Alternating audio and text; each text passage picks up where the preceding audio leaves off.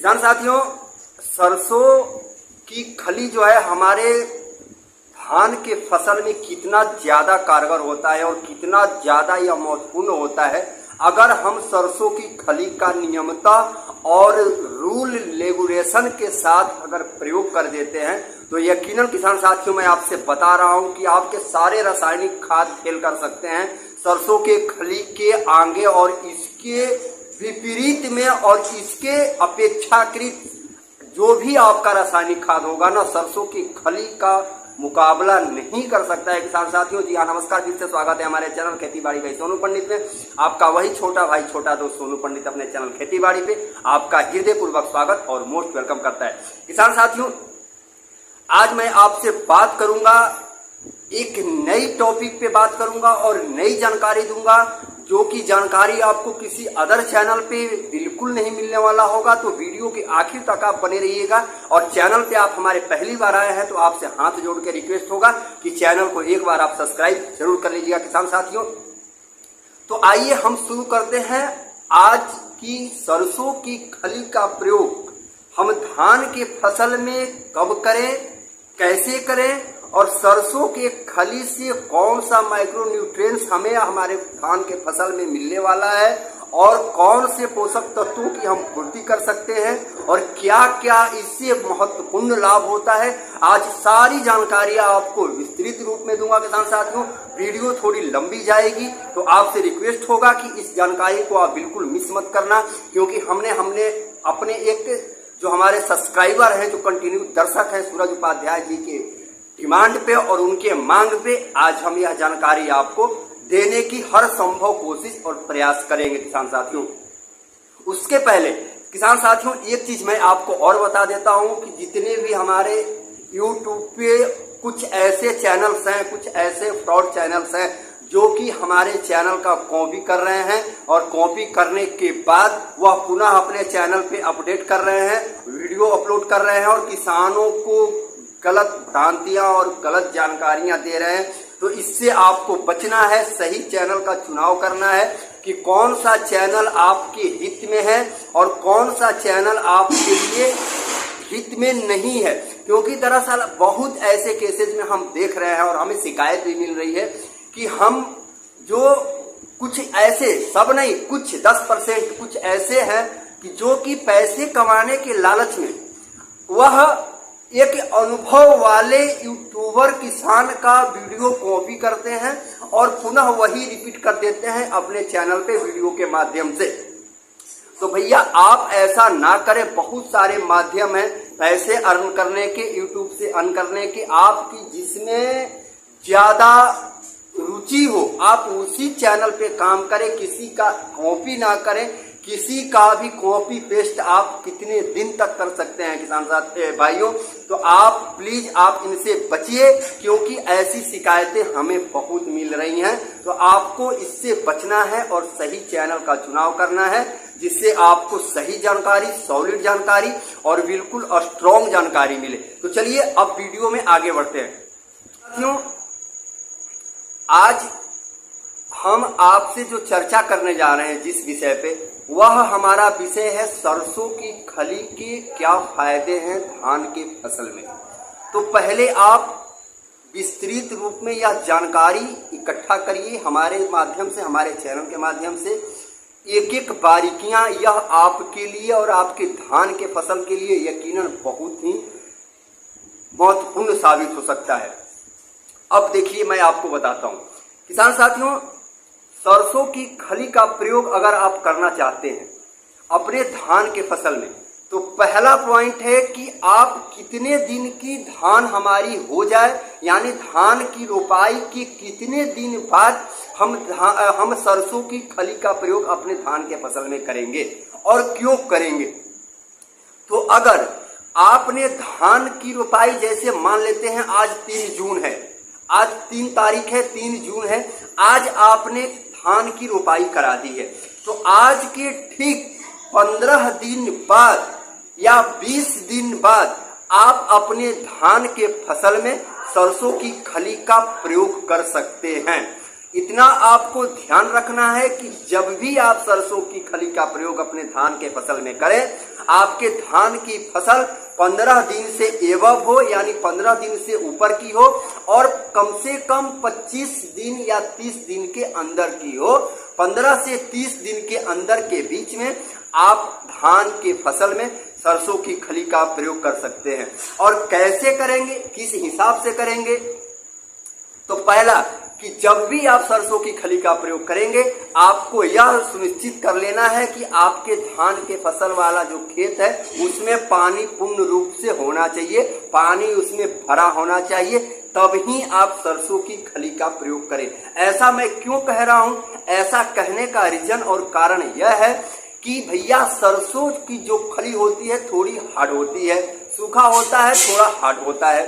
अगर आप सरसों की खली का प्रयोग अगर यूं ही अगर ऐसे खेतों में कर देते हैं तो भैया अगर खेत में पानी नहीं होगा तो वह गल नहीं सकता है, यानी वह गलेगा नहीं, घुलनशील नहीं होगा और वह आपके धान के फसल को फायदा नहीं पहुंचाएगा।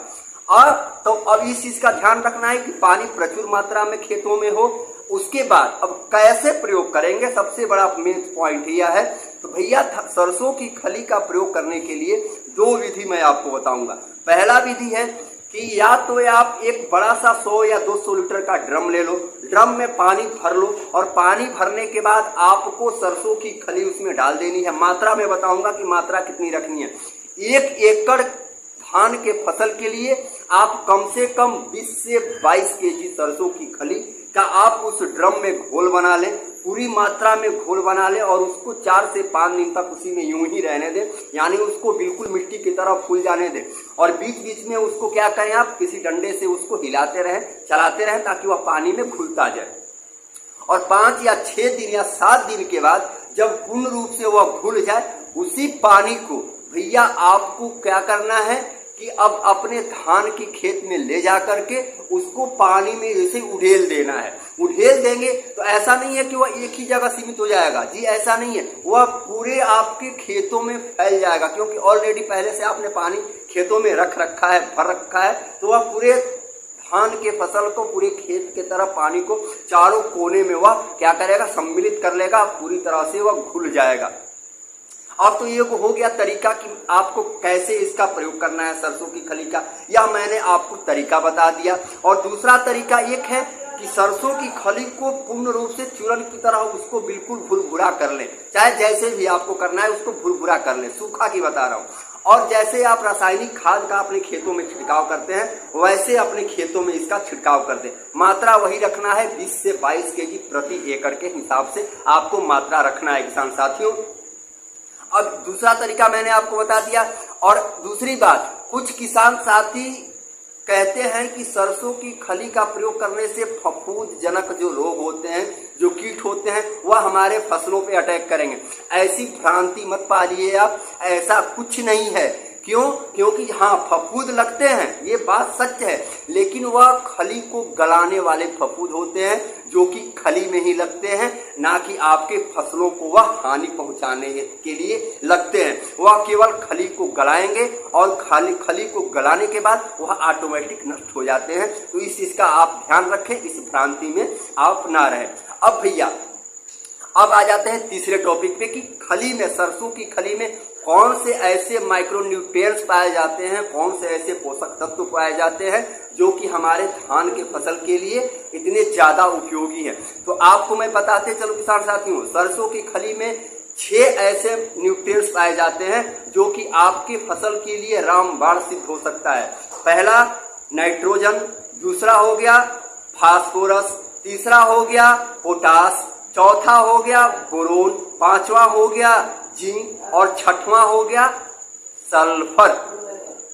अब ये 6 माइक्रोन्यूट्रिएंट्स जो हैं आपको धान के फसल में मिलेंगे। और भैया यह जितने भी माइक्रोन्यूट्रिएंट्स हैं ना, यह आप भी जानते हैं और सारे किसान भाइयों की जमात जानती है कि पोटास का क्या काम होता है, बोरोन का क्या काम होता है, जिंक का क्या काम होता है, फास्फोरस का क्या काम होता है और नाइट्रोजन का क्या काम होता है और सल्फर का क्या काम होता है। अगर आप नहीं जानते हैं, ऐसा नहीं है कि हमारे सब किसान भाई जानते ही हैं कि यह सारे क्या काम करते हैं, तो मैं आपको बताऊंगा। वीडियो के आखिर तक बने रहिएगा।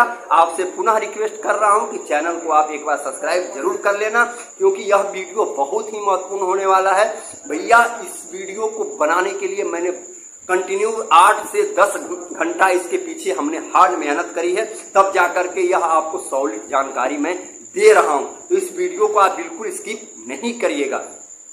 अब आ जाते हैं। पहला नाइट्रोजन, सिंपल सी बात है कि भैया नाइट्रोजन क्लोरोफिल बनाने के लिए पौधों में सहायक प्रदान करता है। अगर नाइट्रोजन ना हो तो आपके पौधे हरापन में नहीं आएंगे, क्लोरोफिल उनमें नहीं बनेगा और पौधों में बढ़वार नहीं होगा, वह विकास नहीं करेंगे। तो नाइट्रोजन का काम होता है भैया इसलिए कि आपको अपने पौधों का बढ़वार चाहिए, क्लोरोफिल चाहिए और उनका ग्रोथ चाहिए।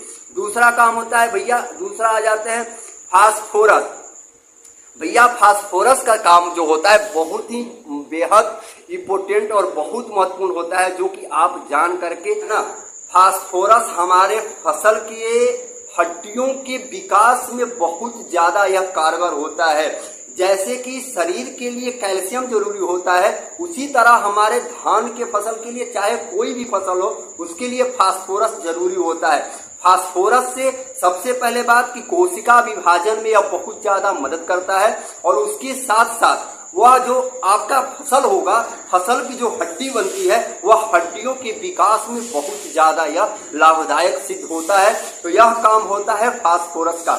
अब भैया तीसरा आ जाते हैं कि तीसरा आपका पोटास। तो पोटास सिंपल सी जग जाहिर है कि पोटास से शाइनिंग यानी चमक आती है फसलों में, और उसके साथ साथ आपके अपेक्षाकृत स्वाद में यह क्या करता है, डिफरेंट करता है, यानी आपके स्वाद को, आपके फसल के स्वाद को यह बनाता है, मेंटेन करता है। यह भैया काम, वैसे तो और भी बहुत सारे काम आपको गिना दूंगा, वीडियो बहुत लंबी चली जाएगी। इसके विषय में और आगे नेक्स्ट वीडियो में आपको बता दूंगा, लेकिन जो मुख्य है, जो टॉपिक है, मुख्य जो काम है, वह आपको मैं बता रहा हूं। तो यह हो गया पोटास का काम। अब भैया चौथा नंबर पे आ जाते हैं कि बोरोन, और पांचवा है जिंक और छठवां है सल्फर। अब बोरोन का क्या काम है? तो भैया बोरोन का काम है आपके फसलों में जो फल लगते हैं, जो फलियां लगती हैं, उनके कल्लों को मजबूत बनाना, उनके कल्लों की संख्या को बढ़ाना, उनके कल्लों की संख्या में वजन लाना, यह काम है बोरोन का। और भी बहुत सारे काम हैं, लेकिन मैंने आपको जैसा अभी बताया कि वीडियो बहुत लंबी चली जाएगी। अब भैया बोरोन के बाद आ जाता है जिंक। तो जिंक का क्या काम है भैया, मोटा मोटी शॉर्ट में बता देता हूं कि भैया जिंक क्या करता है। जिंक एक हमारे फसल के लिए, चाहे कोई भी फसल हो, जिंक एक महत्वपूर्ण काम रखता है, एक महत्वपूर्ण स्थान रखता है। क्या रखता है भैया? पौधों को वृद्धि करने वाले जो हार्मोन्स होते हैं ना, उनमें यह क्या करता है, ऑक्सीजन का निर्माण करता है भैया। और उसके साथ साथ यही नहीं, सूर्य से प्रकाश संश्लेषण की क्रिया को खींच करके, उनके पोषक तत्व को खींच करके पौधों के भोजन बनाने की प्रक्रिया में यह बहुत ज्यादा सहायक प्रदान करता है जिंक। तो यह काम होता है जिंक का। और सल्फर का भैया देखिए, सल्फर का भी बहुत ज्यादा काम है। पहले बात कि सल्फर आपके फसल को पाले से बचाएगा, यानी ठंड से बचाएगा, गर्मी से बचाएगा, यानी आपके जो मौसम परिवर्तित होते रहते हैं, मौसम के दुष्प्रभाव को यह क्या करता है, फसल पे अटैक करने से रोक देता है सल्फर। और भी बहुत इसके काम हैं, और भी इसके बहुत ज्यादा फायदे हैं, जो कि आपको नेक्स्ट वीडियो में मैं एक एक चीज बताऊंगा कि पोटास का ज्यादा से ज्यादा क्या वर्क है फसलों में, नाइट्रोजन का ज्यादा से ज्यादा क्या वर्क है, और उसके बाद फास्फोरस का क्या वर्क है, बोरोन का क्या वर्क है, जिंक का क्या वर्क है, सल्फर का क्या वर्क है। भैया ऐसे तमाम जो रासायनिक खादें हैं जिनका फसलों में बेहद महत्वपूर्ण स्थान होता है, अगर यह मैं बताना शुरू करूं, इसकी विवेचना करना शुरू करूं, तो वीडियो भैया 2-3 घंटे की हो जाएगी। तो इसलिए आज का वीडियो मैं यहीं पे समाप्त करता हूं। मैं उम्मीद करता हूं या आशा करता हूं कि यह वीडियो अच्छी लगी होगी। चैनल पे आप हमारे पहली बार आए हो तो चैनल को सब्सक्राइब आप जरूर कर लें। अगर वीडियो में हमारे आपको कोई भी कमी दिखती हो, कोई भी आपको मिसबिहेव दिखता हो, आप कमेंट बॉक्स में हमें सलाह दें, राय दें। और उसके साथ साथ अगर आप कोई भी ऐसा जानकारी लेना चाहते हो जो आप ना जानते हो या कंफ्यूजन में हो, आप कमेंट बॉक्स में हमें कमेंट करें। हो सकता है तो आपके नाम सहित मैं वह जानकारी आपको दूंगा, वह वीडियो आपके नाम पे समर्पित होगा। आप हमारे दर्शक हमारे लिए भगवान हैं।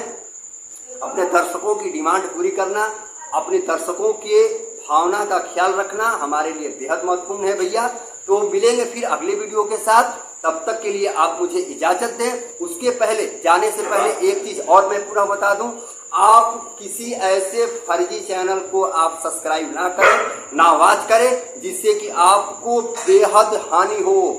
भैया इससे बचें और सही जानकारी के लिए, सही नॉलेज के लिए आप हमारे चैनल पे आएं। आपको यहाँ पे कंफर्म सॉलिड जानकारी मिलेगी, सॉलिड आपको ज्ञान मिलेगा और बिल्कुल व्याख्या सहित, उदाहरण सहित और प्रैक्टिकल सहित आपको जानकारी हम देने की कोशिश करेंगे। तो मिलेंगे कल, तब तक के लिए आप मुझे इजाजत दें। जय हिंद।